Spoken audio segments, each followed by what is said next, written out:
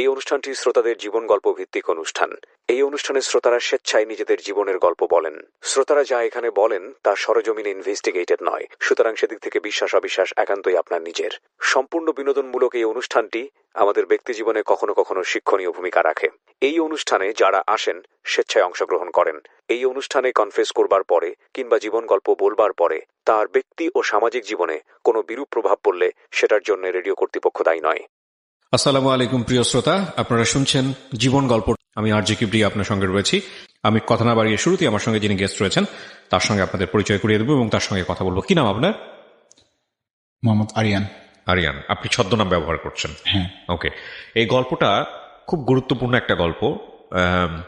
কিছু কিছু ভুল বা কিছু কিছু মোমেন্ট একটা জীবনকে যে পুরোপুরি পরিবর্তন করে দিতে পারে একটা মুহূর্তের মধ্যে, সেটা জানার জন্য আজকের এই গল্পটা শেষ পর্যন্ত শোনা আপনাদের জন্য জরুরি।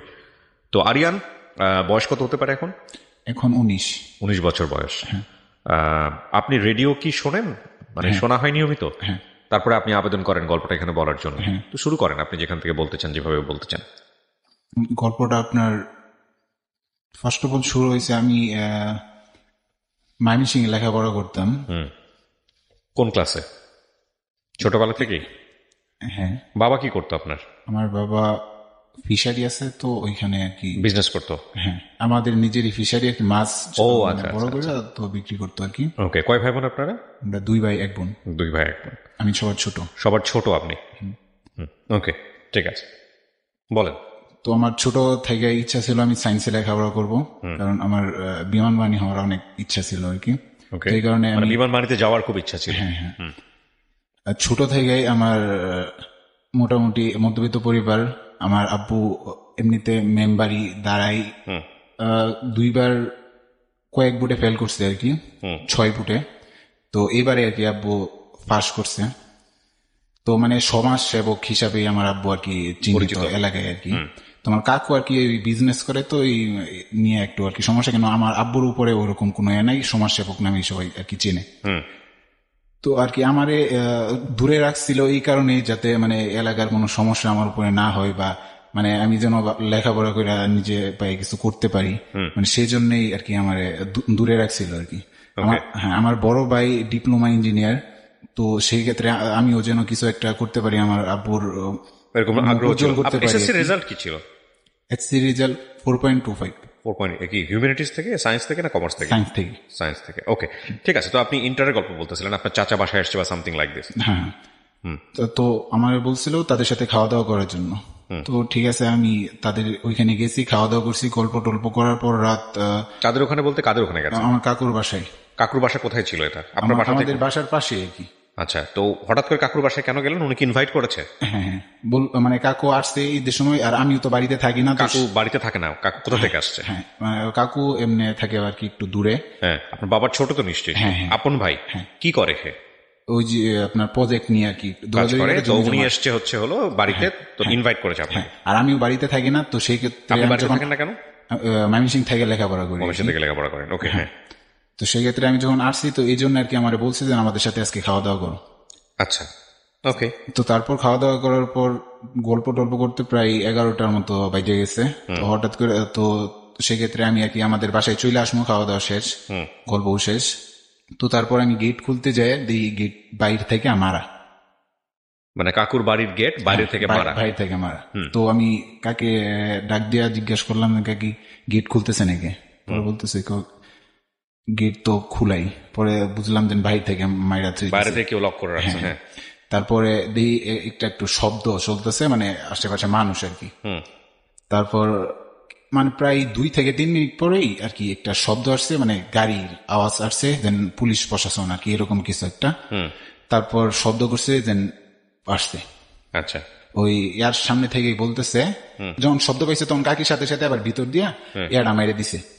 কাকা নামে একটা মামলা আছে আর কি। তো সেক্ষেত্রে পয়সা ডাইরেক্ট আর কি বলতেছে যে নাম দিয়া বলতেছে কাকুর, যে ওনারে আমরা নিতে আসছি, ওনারে দিয়া দাও। সাথে ছোট একটা পোশাক আর কি দিয়া দিছে, এটা আর কি তোল দিয়ে দিছে, যে এটা পরায় আমাদের কাছে দিয়া দাও ওনারে। পোশাক পরায় দিয়ে দিতে? হ্যাঁ। আচ্ছা।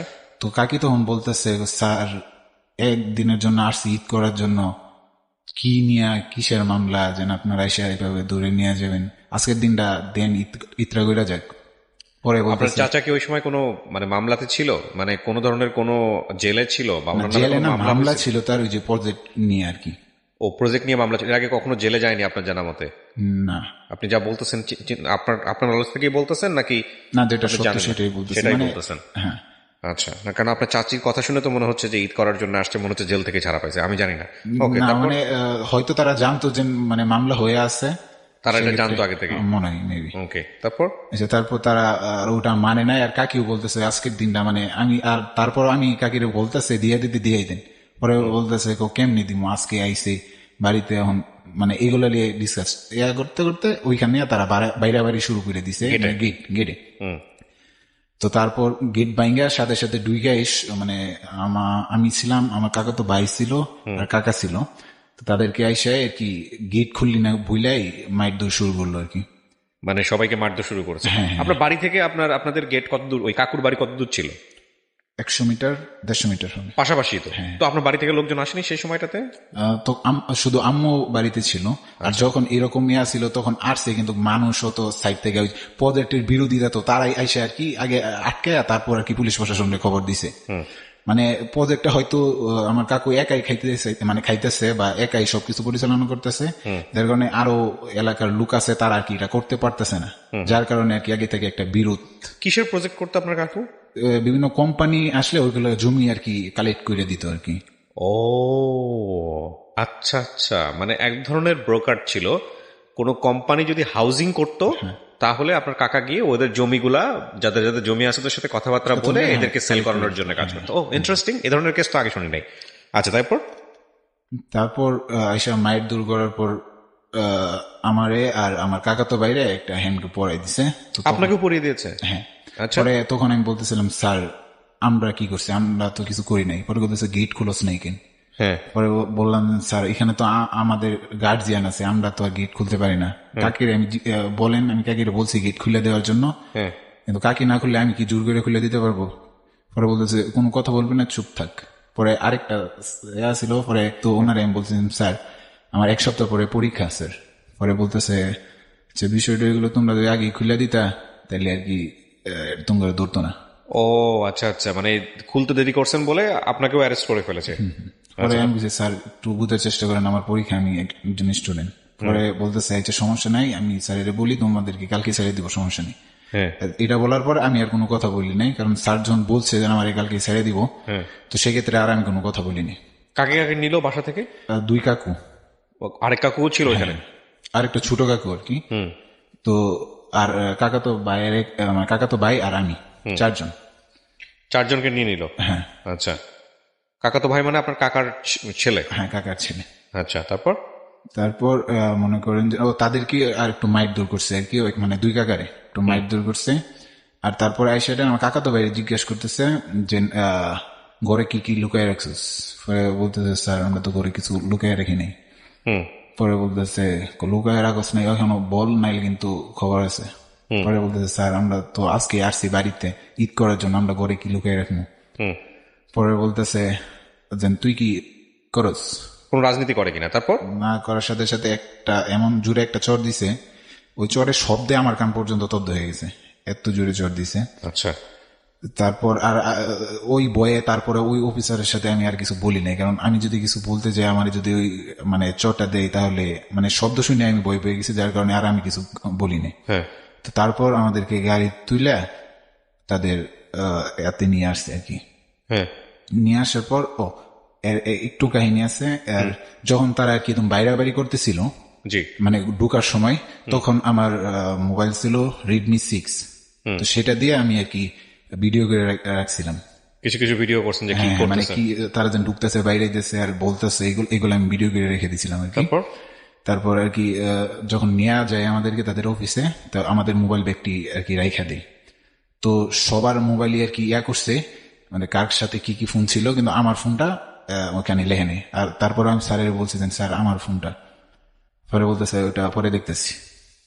আপনারটা লেখে নেই মানে কার থেকে কি কিনেছে সব লিখছে, কিন্তু আপনারটা লেখে নাই, কারণ ওরা বুঝতে পারছে যে আপনি এখানে ভিডিও করছেন। আচ্ছা, তারপর আমাদেরকে মানে একটা আলাদা আলাদা মানে ছোট মানে খালি একটা মানুষ থাকা যায় এরকম একটা এর মধ্যে ঢুকাইছে আর কি। এটা কি ময়মনসিংহে নাকি ময়মনসিংহ থেকে ঢাকায় নিয়ে আসছে? না, ময়মনসিং, ময়মনসিংহে। আচ্ছা, ময়মনসিং আকোয়া বাইপাস। হ্যাঁ, তারপর?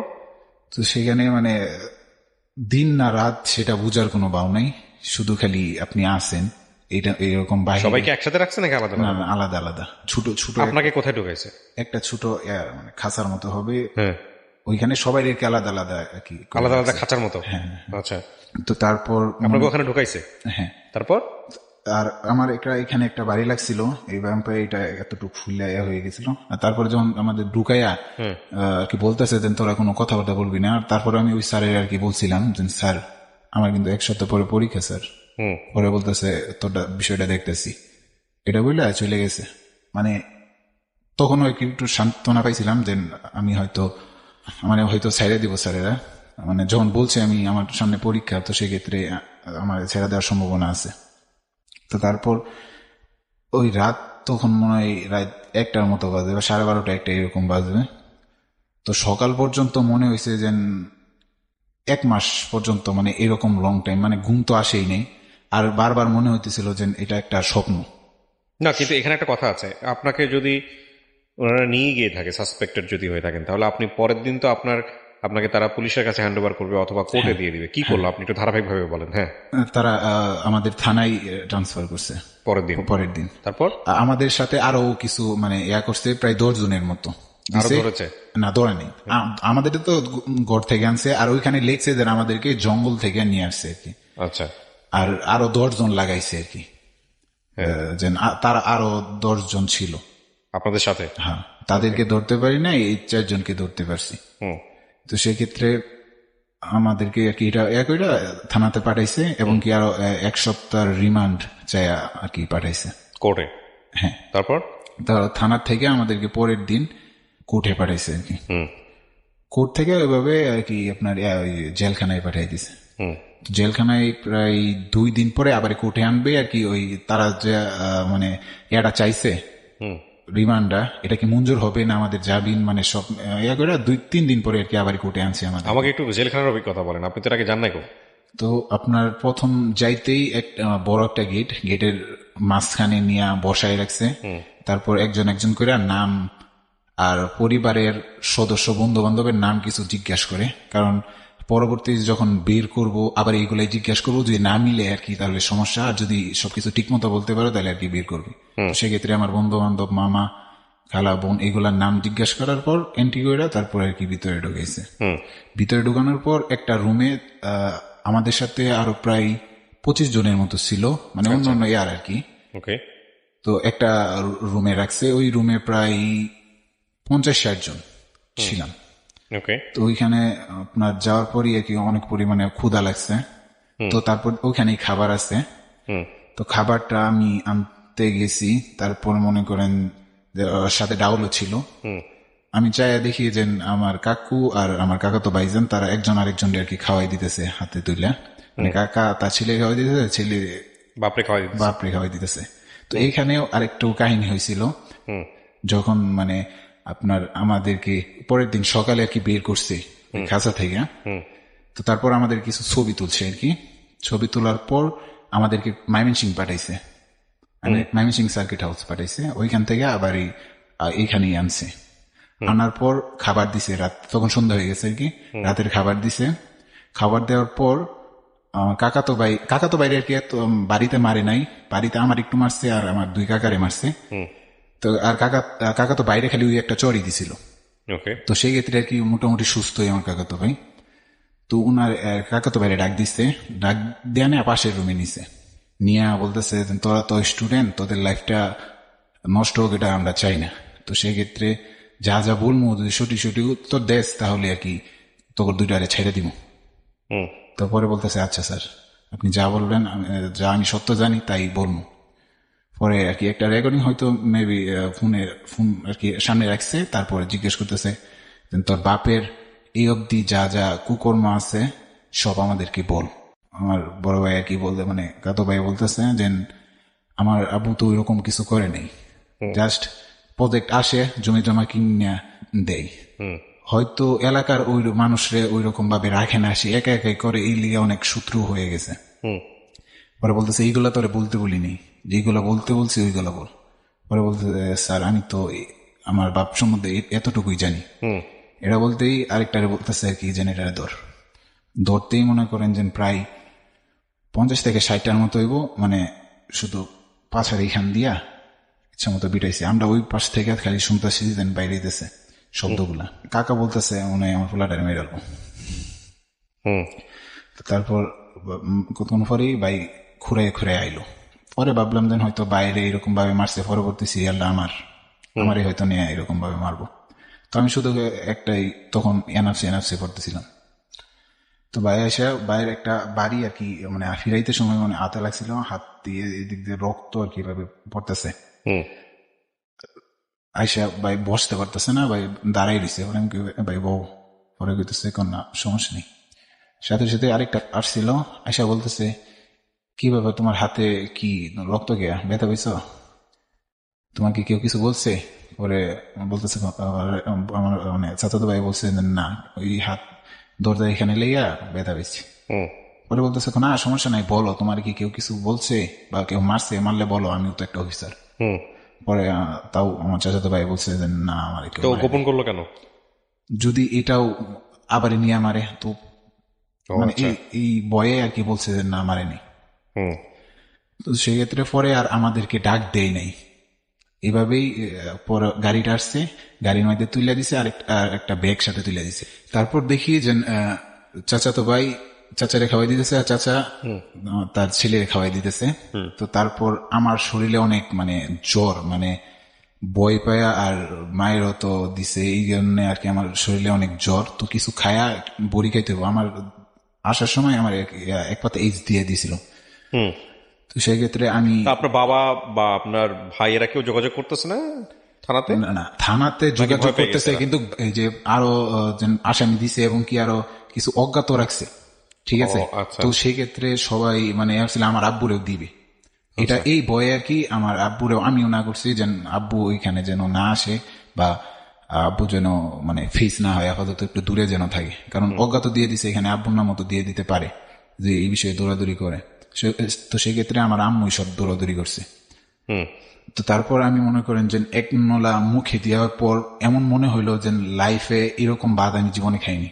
কেন, কি হয়েছে? মানে এরকম জঘন্য একটা মানে গন্ধ, মানে বাড়িতে মনে করেন যে 3 দিন বাদ পড়ে থাকার পর যেরকম একটা গন্ধ হয়, মানে আমার ভিতরে আমি দিতে পারতেছি না, এটা যতটুকু দিছি তার থেকে আরো ভিতরে যা আছে সব বের হয়ে আসতেছে।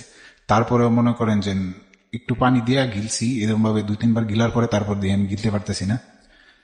তারপরে মনোরম ভাবে খাওয়ার পর একটা বিছানা করছে, মানে চাচারাই তো বিছানা করছে বড় করে। তো এখানে আর কি শুইতে গেছি। তো তখন আর কি একটু একটু গরম, ফ্যান ছাড়া, কিন্তু আমার প্রচন্ড শীত করতেছে, মানে জ্বর আসছে তো শরীরে।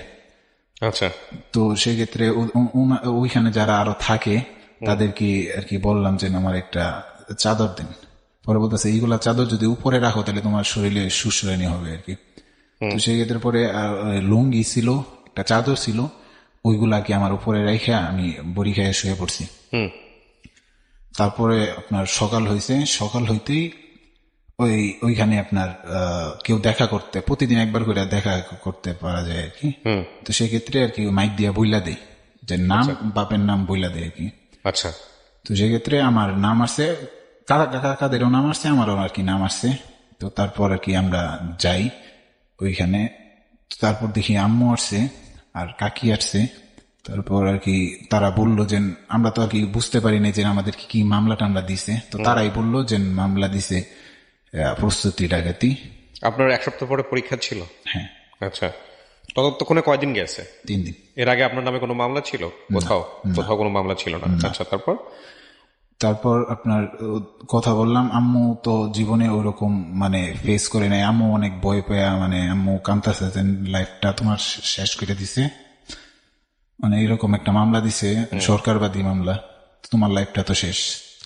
তুমি কত ছিলা যে তুমি সায়েন্সে লেখাপড়া হইরা মানে বিমান বাহিনীতে যাইবা, তো সেক্ষেত্রে তো তোমার লাইফটা শেষ। তো আম্মুর সামনে আমি কাঁদতে পারতেছিলাম না, কিন্তু আমরা যখন যাই তখন প্রায় আধা ঘন্টার মতো কান্না করছি।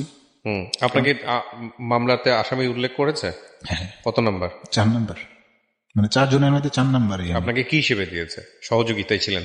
হ্যাঁ, আমি একটা দাও নিয়ে দাঁড়াই আছিলাম। এগুলো দিচ্ছে? হ্যাঁ। আচ্ছা, তারপর? তারপর আর কি ওই আরো বলছে যে 2 দিন পরে, পরের দিনই বললো যে তোমাদেরকে কুড়ে নিব, তো তোমার জন্য উকিল রাখছি আর কি, মানে আমাদের 4 জনের জন্য আর কি উকিল রাখছে। তো পরে আমি বলছি যে উকিল রে বইলো যে আমার পরীক্ষাটা এটা একটু ভালোভাবে করার জন্য, আর তুমি কলেজ থেকে প্রিন্সিপাল স্যারের বইলা যা যা কাগজপাতি লাগে ওইগুলো নিয়ে এসো। তারপর আম্মু কলেজে যায়, মানে প্রায় 2 দিনের মতো কাগজপাতি সবাই না উকিলের কাছে দিছে। আর তারপর আমাদেরকে আর কি ডাক দিছে যে কুটে যেতে হইব। সকাল সকাল আমাদেরকে লাইন ধরে আর কি পরে গাড়ি দিয়া কুটে নিয়ে গেছে। কুটে নেওয়ার পর যখন আমাদেরকে তুলতেছে তখন ওই সব উকিলের সব দেখতেছিল আমার ফুফু, মানে ফুফু একটু দৌড়াদৌড়ি করছে উকিল নিয়ে। তো ফুফু আমার মাথায় হাত দিয়ে আর উকিল রে বলছে যে স্যার এর দিকে একটু দেখেন, কারণ এর 2 দিন পরে পরীক্ষা। তো তারপর আর বলছে আচ্ছা সমস্যা নাই, আগে রিমান্ডটা করতে হবে, কাটাই দেবে, তারপর পরীক্ষার কথা বলতে হবে। তারপর আমাদেরকে আর কি ওই কোর্টে তুলছে। কোর্টে তোলার পর আমাদের উকিল ছিল 2টা। উকিল এখানে বলছে আর কি যে এরা তো স্যার ছাত্র, মানে যা যা বলার বলছে। আর ওই পাশে আর কি একটা পুলিশ দাঁড়ায়া বলছে যেন আমাদেরকে হস্তান্তর করছে, তো এটা আমাদেরকে দেন, আমরা তদন্ত করব, এরকম কিছু আর কি বলছে। পরে 1 দিনের রিমান্ড মঞ্জুর করছে আদালত। আচ্ছা, তো যখন 1 দিনের রিমান্ড মঞ্জুর হয়ে গেছে তখন তো আমার পরীক্ষার জন্য জামিনের আবেদন করতে পারে না, তো সেই ক্ষেত্রে আর জামিনের আবেদন করতে পারেনি। পরে আবারই আমাদেরকে জেলে নিয়ে গেছে। রিমান্ড নিল না, রিমান্ড আর কি ডেট দিছে ওই 1 দিন পরে আর কি রিমান্ডে আবারই থানায় নিবে আর কি রিমান্ড। তারপর যখন জেলে গেছি রাত্রে আর কি অনেকেই তো শুনছে যেন আমাদেরকে আজকে রিমান্ডে হয়েছে, কি হয়েছে আমি বলছি যে 1 দিনের রিমান্ড আছে। তখন তারা আর কি আমারে বলছে ভয় পাও না, সমস্যা নাই, যে টাকা দিয়া রাখো, আর তারা যদি করে তো সেক্ষেত্রে তোমাদেরকে খালি একটু ভয় দেখাইবো, মানে তোমার চোখ বাইন্দা নিব কারেন্ট এরিয়া আর কি, একটু তোমার আশেপাশে বাইরেইবো আর একটু ভয় দেখাইবো, তোমরা যারা সত্য এটাই বলবা। পরে আর কি তো সেক্ষেত্রে আর কি এটা শুনে রাখছি। আর বিষয়টা গেলে এটা ভাববেও খারাপ, মানে বই লাগতেছে যে এরকম ভাবে চোখ বাইন্দা নিব একটা অন্ধকার রুমে, বা কারেন্টের তার এইরকম করবো বা বই দেখাইবো, এগুলা ভাববে আর কি খুব খারাপ লাগতেছে। তো ওদিন আর ঘুমাইতে পারিনি।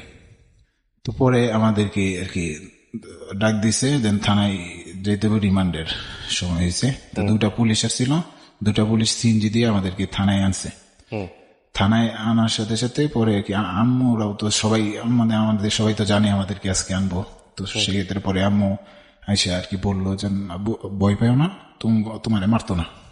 আমার আম্মুর কষ্ট দিকে আমার আম্মুর মানে আমার লেগে কত কিছু করতেছে, দৌড় পাড়তেছে, এইগুলা ভাই আরো খারাপ লাগতেছে। আম্মুর সামনে আমি কিছু কইতে পারি না, শুধু খালি আম্মুর হাতটা আমার মাথায় দিয়ে বলছিলাম যে আমার একটু দোয়া কইল। পরে আম্মু যাওয়ার পর অনেকক্ষণ বসে বসে কান্না করছি। তারপর রাত হয়েছে, রাত যখন মানে বাড়তেছে তখন মানে ভাবতেছি কখন আর কি আমাদেরকে নিয়ে যাবো, ওই এতেই আছি। হ্যাঁ, কখন ডাক দিব। তো রাত 12টা বেজে গেছে, ডাক দেয় নাই। রাত 1টা পর্যন্ত বেজে গেছে, ডাক দেয় নাই। একদম পরে রাত 3টা বেজে গেছে, ডাক দেয়নি। আস্তে আস্তে সকাল হয়ে গেছে, ডাক দেয়নি। তারপর প্রায় 8টা-9টার মতো বেজে গেছে, তারপর আমাদেরকে ডাক দেয়নি। পরে একটা মানে প্রশাসনের একটা লোক এসে জিজ্ঞাসা করছে যে তোমাদেরকে কেউ মারছে? আমরা বলছি না, আমাদেরকে কোনো কিছু জিজ্ঞাসা করে নেই, মারবো কেমনে। পরে বলছে যে সমস্যা নাই, তোমাদেরকে ওরা মারবে না, কারণ মিথ্যা মামলা, এটা তো স্যারেরাও জানে, এই জন্য আর কি কোনো সমস্যা নেই। তারপর 10টার দিকে আমার কাকুরে শুধু ডাক দেয়া নিছে। কাকুরে ডাক দেয়া নিয়ে কি জানি জিজ্ঞাসা করছে, আর হাতের তালুর মধ্যে 4-5টা বাড়ি দিছে। আমরা এখান থেকে দেখতেছি আর কি, মানে ছোট ফাঁক আছে তো আর শিকলের, তো সেক্ষেত্রে দেখছি 4-5টার মতো বাড়ি দিছে। তো পরে ভাবলাম যে এই 4-5টা বাড়ি, তখন মনে হয় দেখতে পারলাম যে এই 4-5টা বাড়ি দিলেও সমস্যা নেই, কাকারে জন দিছে, পরবর্তী আমার দিলেও সমস্যা নেই, কারণ এইগুলা স্কুলে থাকতে স্যারেরাও দিছে। তো তারপর আমাদেরকে আর কি কেউ ডাক দেয় নাই বা আর কোনো কিছু করে নাই। তারপর 11টা বা 12টার দিকে আবার তখন কি আপনার পরীক্ষা শুরু হয়েছে না? যেদিন আমাদেরকে রিমান্ড আনছে ওদিনে আমার পরীক্ষা শুরু হয়েছে। ও, তারপর আমাদেরকে 11টা বা 12টার মতো বাজে, তখন আর কি খুইলা আমাদেরকে আবার হ্যান্ডকাপ পরায়া এখানে একটা কথা বলে রাখি প্রিয় দর্শক এবং শ্রোতা, দর্শক তো না, শ্রোতাদেরকে বলবো, এই যে গল্পটা, এটা একপাক্ষিক একটা গল্প, হ্যাঁ, এবং এই গল্পে আমরা কোনোভাবেই কাউকে, কোনো সরকারি সংস্থাকে কিংবা কোর্টকে বা কাউকেই কিন্তু আমরা অ্যাকিউজ করছি না, বা কোনো ধরনের কোনো পারসেপশন তাদের সম্পর্কে তৈরি না করতে আমরা বলবো, কারণ ও যেটা বলছে সেটা ওর মতো করে ওর কাছে সত্য, এবং এই বিষয়টা এখন চলমান আছে, মানে এখনো মামলাটা চলমান অবস্থায় আছে, এবং এটার ব্যাপারে কোর্ট যে রায় দেবেন সেটাই আমাদের, সে বিষয়ে আমরা কোর্টের সাথে একমত পোষণ করব। তবে এখানে গল্পের শিক্ষার জায়গাটা অন্য জায়গাতে, এবং সেই শিক্ষার জায়গাটা কোথায় সেটা আমি একেবারে শেষের দিকে আমি ফোকাস করতে চাই। ও অপরাধী কি অপরাধী না সেটা কোর্ট প্রমাণ করবে বা আইন সংস্থা যারা আছে তারা প্রমাণ করবেন, কিন্তু ওর বলার জায়গা থেকে আমরা ওকে অবশ্যই অধিকার দিতে চাই, কারণ ও চাইলে বলতে পারে, এবং এখানে আমরা পুরো বিষয়টাই গোপন করে, মানে ওর পরিচয় বা সমস্ত কিছু গোপন করেই আমরা গল্পটা এভাবে উপস্থাপন করছি। আমি বারবারই বলছি যে কোনো প্রতিষ্ঠান, সরকারি কোনো প্রতিষ্ঠান বা কাউকে হেয় করা আমাদের অনুষ্ঠানের উদ্দেশ্য নয়। আমাদের গল্পের জায়গাটি অন্য জায়গাটিতে, মানে আমাদের গল্পের ফোকাসের জায়গাটিতে অন্য জায়গাটিতে। সেটা কি, সেটা আমি একেবারে শেষের দিকে গিয়ে বলবো। হ্যাঁ, বলেন। তারপর আমাদেরকে আর কি কোর্টে নিয়ে গেছে, আবার কোর্ট থেকে জেলে নিয়ে গেছে। জেলে নেওয়ার পরদিন আবারই আমার পরিবার থেকে লোক আসছে, তো মাইক দিয়ে ডাক দিচ্ছে, তখন গেলাম। তো তখন বললো যে সামনে একটা হেয়ারিং দিবে তোমাদের, তবে উকিল বলছে যে প্রায় 1 মাস লাগবে। তো মনে করেন যে ওটা শোনার পর যে একটু মানে 1 মাস পরে আপাতত বের হতে পারবো। মানে তখন কি পরীক্ষার চিন্তা মাথা থেকে চলে গেছে, নাকি কোন রকম এখান থেকে বের হতে পারলেই খুশি? তখন মানে এত কিছু হওয়ার পর তখন মানে আপাতত এখান থেকে বের হই, লাইফটা তো শেষই, কারণ এখান থেকে বের হলেই তোমার মামলাটা শেষ হয়ে যেতেছে না, মামলাটা তো চলমান থাকবে। হ্যাঁ, লাইফটা তো শেষ, বাট এইখানে তো একটা মানে মনে করেন যে ওইখানে এই লাইফে কোনো সময় এরকম পরিবেশে তো আমি কখনো থাকি নাই। তারপর আপনার যে বললাম যে আচ্ছা ঠিক আছে, তাহলে তুমিও টেনশন করো না, 30 দিন পরই আর কি যদি হয় তাহলে আল্লাহ বের করবে আর কি। তো সেক্ষেত্রে এটা করে আমরা কি আগে যাই দিয়েছি। তো এখন যে প্রথম যে রুমে আমাদেরকে রাখছিল, এখান থেকে এখন আর কি সেটেল করে দিব বিভিন্ন রুমে আর কি, সবাই আলাদা আলাদা। তো সেক্ষেত্রে আমার একটা বিল্ডিং এ করছে, আর আমার কাকার তো ভাই আর কাকারে আরেক কানো, আরেক কাকারে আরেক কানো, মানে 4 জনরে 3 জায়গায় দিছে। বাপ ছেলের এক জায়গায় দিছে, আমারে আরেক জায়গায়, আর আমার আরেক কাকুরে আরেক জায়গায়। তো তারপর ওইখানে আবার এই বিষয়টা হলো আপনার এই নিয়ে যে আগে যে রুমে ছিলাম ওইখানে খাবার ছিল, মানে ওইখানে খাবার থাকে, ওইখানে আপনার তুলে তুলে খেতে হয়। আচ্ছা, এখন যেখানে আমাদেরকে ট্রান্সফার করা হয়েছে এখানে আর কি টাইম টু টাইম 3 বেলা আর কি খাবার নিচে থেকে লাইন ধরে তুলে আনতে হয় আর কি, একটা থালি নিয়ে। তো সেক্ষেত্রে আমি তো আর এইগুলা জানি না, তো সেক্ষেত্রে আমি আর কি খাবার তুলি নেই। দেখি যখন রাত্রে খাবার টাইম হয়েছে তখন তো সব গিট মিট মারা, বাহিরে যাওয়ার কোনো ইয়া নেই, সবাই খাইতেছে আর আমি দাঁড়াই রয়েছি, কারণ আমি তো কিছু বুঝি না। তারপরে একটা ছেলে এসে আমার জিজ্ঞেস করতেছে যে তুমি কি খাবার তোলা নাই? আমি কিছু খাবার কোথা থেকে তুলে, পরে বলতেছে যে আচ্ছা সমস্যা নেই, আমার খাবার অর্ধেকটা তুমি খাও। ছেলেটার বাসা ছিল ভালুকা। তো এরপর থেকে ছেলেটা যতদিন পর্যন্ত ওইখানে ছিল ততদিন পর্যন্ত আমার জন্য ওই খাবার তুলছে, কারণ সে বুঝতে পারছে যে আমি কখনো এখানে আসি নাই বা এরকম ভাবে মানে থাকি নাই কখনো সময়, আর সে তার পাশের বেডটাই আমার জন্য রাখছে। আচ্ছা, আর বিষয়টা হলো ওইখানে আপনার এমন মানে অবস্থা যে আপনি যে একা আপনার বডিটাই শুধু রাখতে পারবেন এখানে, আর কোনো মানে একটু পাশে জায়গা থাকবে না। মানে এভাবে এত এত তো গরম লাগে না? গরম তো লাগে। মানে আপনি কি শীতের মধ্যে কতদিন আগে জেলে ছিলেন আপনি? 2 বছর আগে। 2 বছর আগে। ওই সময়টা গরমের সিজন না ঠান্ডার? গরমের সিজন। আচ্ছা, ফ্যান চলে না? ফ্যান নাই? ফ্যান চলে, বাট তাও আর কি অনেক গরম। বিষয়টা হলো, আর ওইখানে সব থেকে খারাপ লাগছে আমার যখন মনে করেন 6টার পর যখন কি গেটটা মাইরা লাই, তখন হঠাৎ করে আপনার সবাই একসাথে আর কি ওইখানে ধূমপান করে আর কি।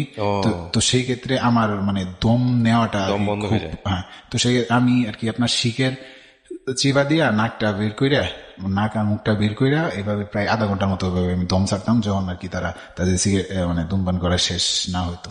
6টার পরে কি লাইট অফ করে দেয় নাকি 6টার পরে লাইট চালানো থাকে? লাইট সারা রাত জ্বালানো থাকে, কিন্তু ওই গেট মারা থাকে, মানে ওই রুমের বাইরে যেতে পারবেন না আর কি। একদম 6টার পরে সব একসাথে তুইলা বন্ধ করে দেয়। হ্যাঁ। কতজন থাকে এক রুমে? এক রুমে আপনার আমি যে রুমে ছিলাম এই রুমে 172 জন ছিল। একসাথে 172 জন? কত বড় রুম?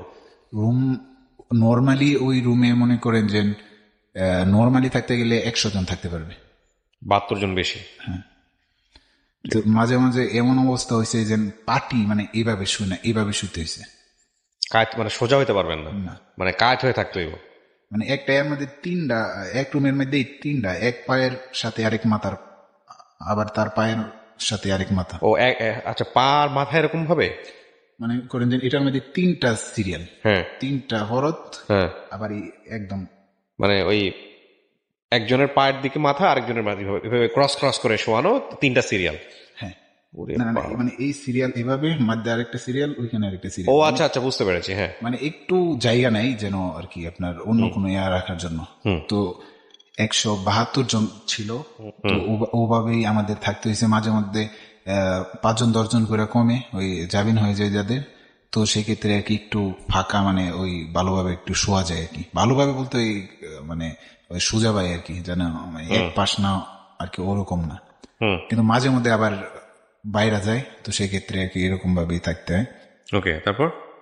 তারপর মনে করেন যে কিছুদিন পর ওই আমার সাথে যে এটা ছিল আর কি, যে আমার হেল্প করতো, খাবার টাবার আর কি তুলতো সব, তার আর কি জাবিন হয়ে গেছে।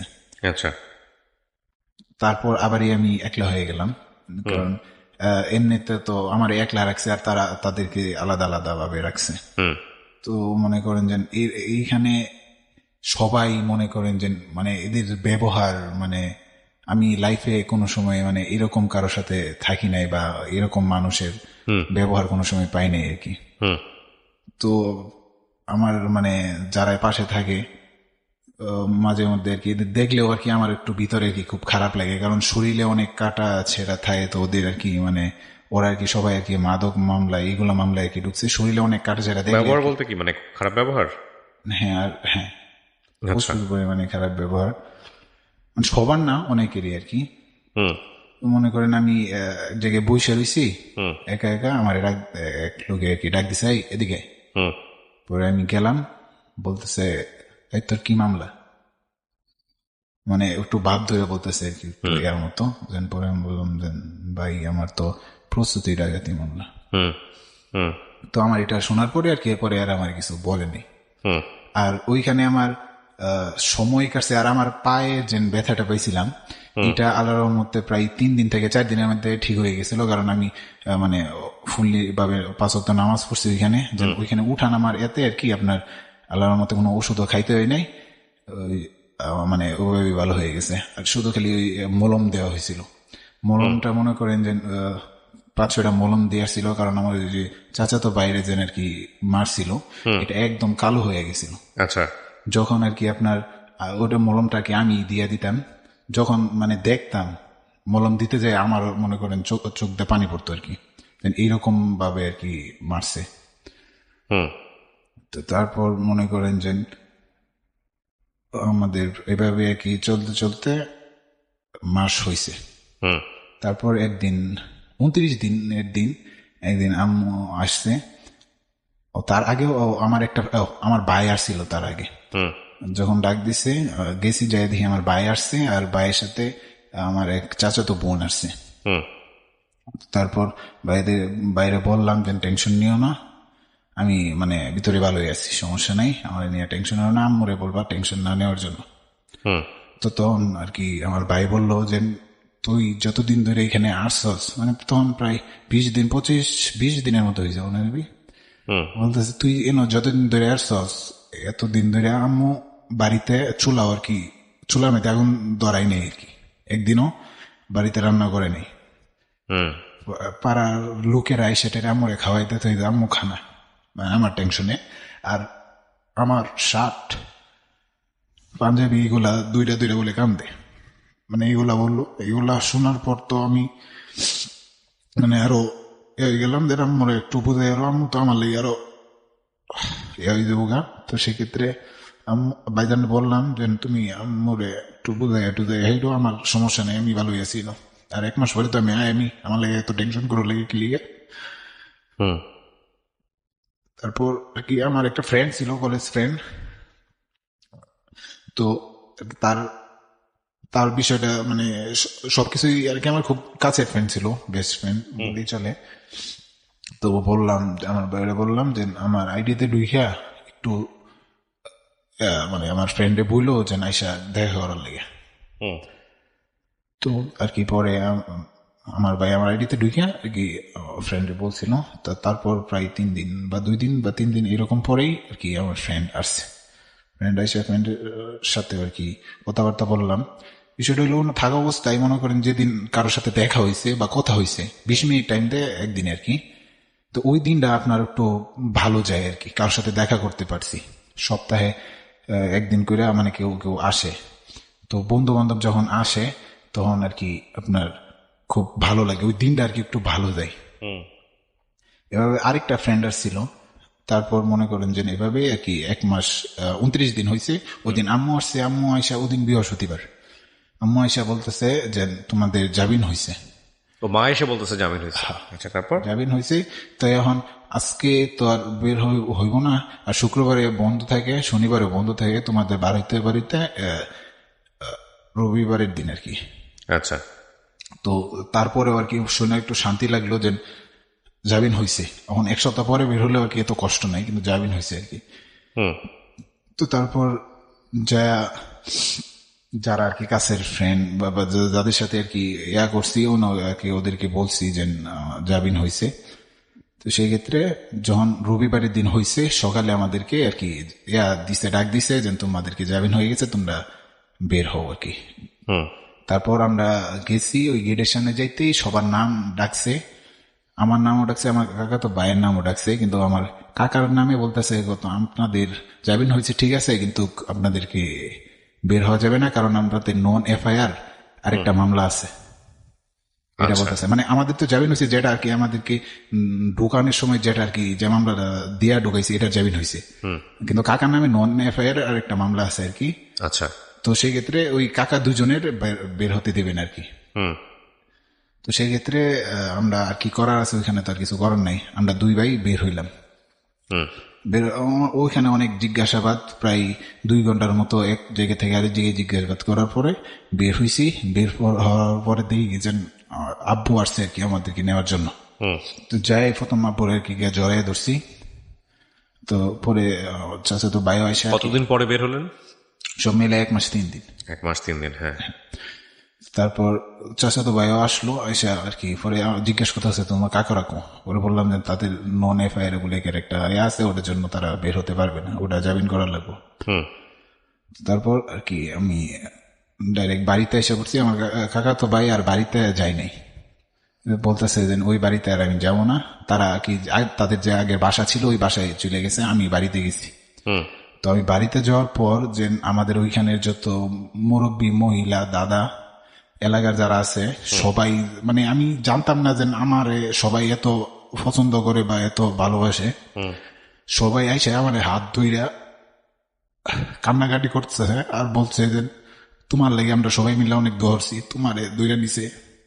মানে এইগুলা দেওয়ার পরে আমি মানে নিজেরই মানে ইয়ারা বলতেছি না যে সবাই মুরব্বী সবাই আমার এত ভালোবাসে, মানে সবাই আইসে আর কি হাত ধরে ডাইরেক্ট কান্নাকাটি। মানে তাদেরকে তো আমি বুঝাইতেছি যে কান্না করতেছেন কেন, কিন্তু তারা তারপরে আর কি তারা আসছে অনেক, মানে তারা সবাই বলছে যে তোমার জন্য আমরা সবাই অনেক দোয়া করছি। তারপর এভাবে করার পর মামলায় আবার হাজিরা আমরা দিই। তো যে আমাদের সাথে যেন আরো 10 জন দিছিল, তারা আর কি তখন হাইকোর্ট থেকে আর কি জামিন কইরা আরো 2-1টা এরপর তাদেরকে আর কি এই মামলা থেকে মুক্তি দিয়ে দিছে। মানে এই মামলা থেকে তাদেরকে খালাস করে দিয়েছে। তো এখন এই মামলার মধ্যে শুধু আমরা 4 জনই আছি আর কি। আচ্ছা, এখনো মামলা চলমান? হ্যাঁ। লেখাপড়া কি হলো? লেখাপড়া তারপর আর ওইখানে তো পরীক্ষা যখন দিতে পারি নাই তখন আমার ফর্ম ফিল আপ হয় নাই আর কি। তো সেক্ষেত্রে পরে আর বললাম যে তাহলে সামনের বছর করবো নে। তো ওটা নিয়ে আর আমি যখন ওটা থেকে বের হয়েছি তখন আর কি আমার মন মাইন্ড অন্যরকম হয়ে গেছিল, যে মানে সবকিছুই ভুলে গেছে, মাথার মধ্যে কিছু নাই, লাইফে এত বড় একটা জ্বর গেছে। তো তারপর কিছুদিন পরেই শুনলাম যে এটা অটোপাস দিয়ে দিবে আর কি সরকারে।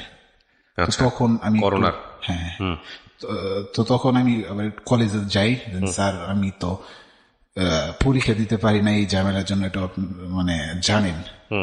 তো আমার ফর্ম ফিল আপটা কি এখন মানে আপনারা কইরা এটা অটোপাস করার নিয়ে কোনো সিস্টেম আছে? তখন স্যার আর কি বলে যে আর যদি কিছুদিন আগে আসতা তাহলে আমরা এটার ব্যবস্থা করে দিতে পারতাম, কিন্তু তুমি লেট করে ফেলছো আর কি। সেক্ষেত্রে আর কি স্যার না করে দিছে আর কি, যে হবে না। তো তারপর আর কি মনে করেন যে বাড়িতে আসলাম, বাড়িতে এসে আর দেখি যে মানে বন্ধু বান্ধব যেন আগে একটা আসলেই ভালো করে জিজ্ঞেস করতো বা ওরকম একটা মানে, কিন্তু এখন থেকে বন্ধু বান্ধব আর কিরকম দেখলেও তো না দেখে একটা মান করে চলে দেখে, মানে জেল খাটছি আমি যখন আর মানুষ নাই, অন্য কিছু হয়ে গেছি। সেক্ষেত্রে মানে নিজের কাছে খুব খারাপ লাগতেছে, মানে নিজের বন্ধু বান্ধব যদি এরকম করে তাহলে আর এখানে কার সাথে চললো, সারাদিন তো আর ঘরের ভিতরে থাকা যায় না। তো তারপর ভাইজানরে বললাম যে আমি তো বাড়িতে থাকতে পারতেছি না, একটা ব্যবস্থা করো। পরে ভাইজান বলতেছে তাহলে তুই ঢাকা এসা পর, এখানে দিয়ে তোর একটা কাজের ব্যবস্থা করে দিতে পারি কিনা। পরে আমি ঢাকা আসছি, পরে কারেন্টের ওয়ারিং করার ওটার একটা আর কি তার এক বন্ধু আর কি করে, তো ওইখানে প্রায় আমি 1 মাসের মতো কাজ করছি। তারপর ওইখানে কাজ শেষ, তারপর দেখি যে আমি মানে আমার একটা সমস্যা, ওইটা এগুলো সাপ্লাইয়ের পানি খাইতে পারি না আমি। সাপ্লাইয়ের পানি খাওয়াইলেই আর কি আমার টাইফয়েড হয় আর কি। তো সেই ক্ষেত্রে আর কি আমি দেখি যেন অসুস্থ হয়ে যেতেছি। তো সেই ক্ষেত্রে আমি আবার বাড়িতে চলে গেছি, যে এখানে থাকতে পারতেছি না। তারপর বাড়িতে যায় আবার মনে করেন যেন ওইরকম ভাবেই চলো, 2-1টা বন্ধু বান্ধবের সাথে মাঝে মধ্যে আর কি দূরের বন্ধুর সাথে যায় আর কি একটু আড্ডা দিই। বুঝতে পেরেছি, আমি খুব স্বাভাবিকভাবে বুঝতে পারতেছি যে আপনার জীবনটা এখন কেমন হয়ে গেছে। আপনি একটু আমাকে বলেন তো যে আপনি কেন আজকে এই গল্পটা আজকে রেডিওতে বলতে আসলেন? এটার একমাত্র কারণ আমি স্টুডেন্ট, আমার লাইফটা এরকম ভাবে মানে আমার অনেক স্বপ্ন ছিল ছোট থেকে যে আমি সায়েন্সে লেখাপড়া করে আমি লাইফে কিছু একটা হমো। তারপরেও যেন আমি এরকম ভাবে আমার লাইফটা এরকম ভাবে ধ্বংস হইলো, মানে একটা স্টুডেন্টের ক্ষেত্রে যে এইটুকু কি স্যার সরকারে কি বা যারা ছিল তারা কি দিতে পারলো না, বা একটা স্টুডেন্ট লাইফ নষ্ট হয়ে যেতেছে এটা কি তারা একটু ভাবলো না বা একটু চেষ্টা করতেছে? একটা স্টুডেন্ট তার লাইফটা যেন না হয়, সে একটু যদি দুষ কইরাও থাকে তাহলে স্টুডেন্ট হিসাবে তার একটা চান্স দেওয়া উচিত। তো আমি তো কোনো দোষ অন্যায় করি নাই, তারপরেও আমি একটা স্টুডেন্ট ছিলাম, আমার জন্য তো একটু আপনি এটা তো রেডিওতে বলে আপনি তো মানুষের কাছ থেকে সিম্প্যাথি পেলেও পেতে পারেন। আপনি যেহেতু বিষয়টা আপনি যদি মনে করেন আপনি ভিকটিম, রাইট, আপনি যদি মনে করেন আপনার প্রতি অন্যায় করা হয়েছে, তাহলে আপনি আইনের দ্বারস্থ হন, আপনি মামলা করেন। মামলা করা তো নাগরিক অধিকার, আপনি মামলা করতেই পারেন। কিছুদিন আগে আমাদের এখানে সাংবাদিক আসছিল, তারা ওইটা পর্যবেক্ষণ মানে করে গেছে। তো সাংবাদিকেরও আর কি একটা হবে ইয়াটা নিয়ে। সংবাদ মাধ্যমে তো আপনার বলার রাইট আছে, আপনি চাইলে একটা প্রেস কনফারেন্স করেও বলতে পারেন, সেটা অন্য বিষয়। কিন্তু আমার কথা হচ্ছে আপনার প্রতি যদি এটা অন্যায় করে থাকে কোনো রাষ্ট্রীয় প্রতিষ্ঠান, তাহলে আপনি নিঃসন্দেহে আইন অনুযায়ী মামলা করার রাইট আছে আপনার। আপনি কি সেদিকে যাবেন? মামলা বলতে এখানে কি মানে প্রশাসনের বিরুদ্ধে মামলা সেটা বলতে না, প্রশাসনের বিরুদ্ধে আপনি মামলা, সেটা যাই হোক না কেন, আপনি কখনো আপনি একজন লয়ারের কাছে গেছেন এই যে আপনার প্রতি যে অন্যায় করা হয়েছে, আপনি আপনার লয়ার আপনাকে কি পরামর্শ দিয়েছে? তো তারা শুধু এটাই বলতেছে যে এই মামলা থেকে এই মামলায় কিছু হবে না, এটা মিথ্যা মামলা, সমস্যা নেই। মানে সমস্যা নাই, সমস্যা যে আপনার জীবন পুরো জীবনটা চেয়ে পঙ্গু হয়ে গেল, এই সমস্যাটা, এটার তো তারা কোনো ব্যাখ্যা দিতে পারে না। এটার ব্যাখ্যা কেন দিতে পারবে না? একজন ভালো লয়ারের কাছে যান, একজন ভালো পরামর্শকের কাছে যান। আমার যে ক্ষতিটা হলো এই ক্ষতিটার ক্ষতিপূরণ তো এটা রাষ্ট্র সেই ক্ষতিপূরণ দিবে নিশ্চয়ই, দায় নিতে হবে রাষ্ট্রকে। আপনার মামলা প্রথমত হচ্ছে আপনার মামলা চলমান। এই মামলা যদি আজকে আমরা এমনভাবে গল্পটা উপস্থাপন করেছি, কারায় আপনাকে ধরে নিয়ে গেছে, কি হয়েছে না হয়েছে কোনো কিছু আমরা আমাদের অনুষ্ঠানে ফ্ল্যাশ করিনি, ইভেন আপনারও আইডেন্টিটিও আমি ফ্ল্যাশ করিনি। আর আপনি বলতেছেন আপনি একজন ভিকটিম। আমাদের এই গল্পের সচেতনতার জায়গা দুইটা। প্রথম সচেতনতার জায়গাটা হচ্ছে এটা যে আপনার প্রতি যে ক্ষতিটুকু হলো আপনি যদি মনে করেন সেটা আপনাকে বিচারে কি হয়, যেহেতু মামলা চলমান আছে, এটা রায় আসবে শেষ পর্যন্ত, একটা রায় তো হবে। আপনি যদি নির্দোষ খালাস হন, আপনি যদি অপরাধী না হন, তাহলে রাষ্ট্র আপনাকে যতটা ক্ষতি করেছে আপনার কথা অনুযায়ী সেটার ক্ষতিপূরণ আপনি রাষ্ট্রের কাছে চাইতে পারেন। এটা আপনার নাগরিক অধিকার, সাংবিধানিক অধিকার। এইটা মানে উকিলে বলছে যখন আমি এই মামলা থেকে খালাস পাবো তখন আমি এটা করতে পারবেন, নাম্বার 1। আর নাম্বার 2, এটা হচ্ছে একটা সচেতনতার দিক। আর 2 নাম্বার হচ্ছে যেটা হচ্ছে যে আপনি আপনার চাচা এইসব কাজের মধ্যে ইনভলভ ছিল, আপনি কি ঘুণাক্ষরেও কোনোভাবে চিন্তা করেন না যেরকম একটা ঘটনা ঘটতে পারে? না, বিষয়টা হয়ে গেল আমি তো বাড়িতে থাকি না ওই রকম, মানে সেও বাড়িতে থাকে না, তার আরেক বাসা আছে সেইখানে থাকে। আচ্ছা, সেই ক্ষেত্রে তার বিষয়ে ওই রকম ভাবে আমি জানি না, কারণ আমি লেখাপড়া নিয়ে ব্যস্ত। আপনার চাচা এইসবের মধ্যে জড়িত, এগুলো আপনি ঘুণাক্ষরেও জানতেন না? প্রজেক্ট নিয়ে করতেছে, এগুলা চলতেছে, এগুলো তো মামলা হয়েছে আপনার চাচার এগেইনস্ট, সেটাও আপনি জানতেন না? এটা জানতাম না।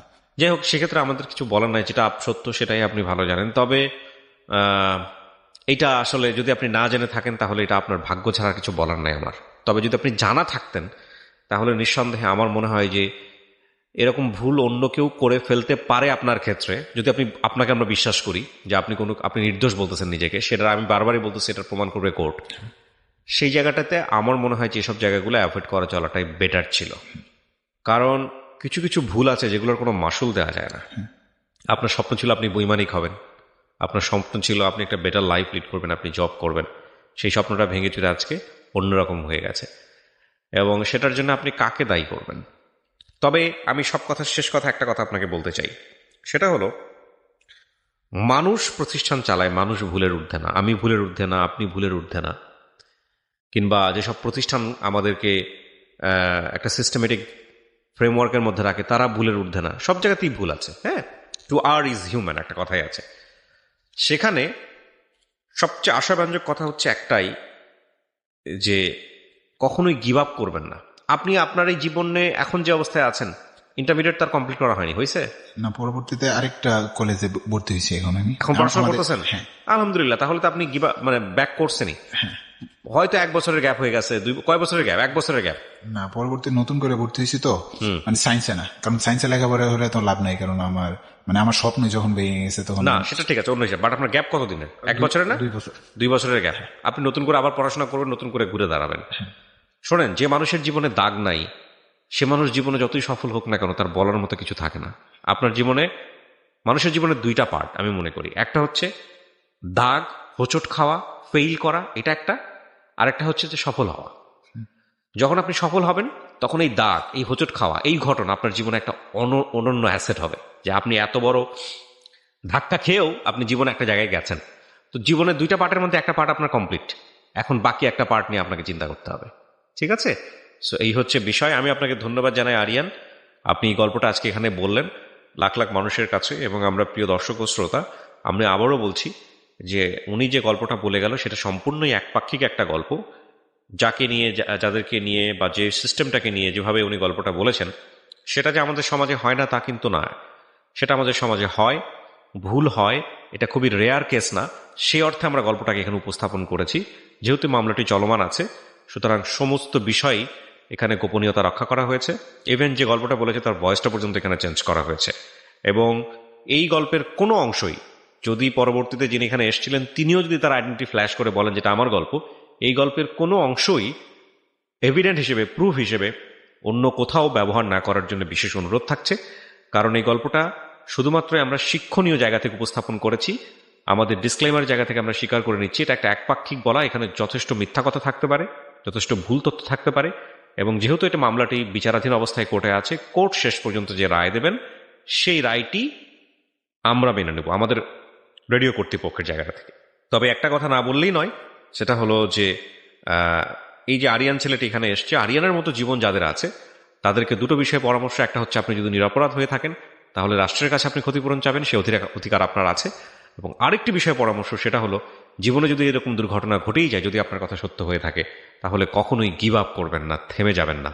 এবং থেমে যাওয়াটা জীবন নয়, জীবনে অভীষ্ট লক্ষ্যে পৌঁছানোর জন্য অবশ্যই কাজ করে যাবেন। অনেক ভালো থাকুন। আজকের মতো এ পর্যন্তই। শুভরাত্রি।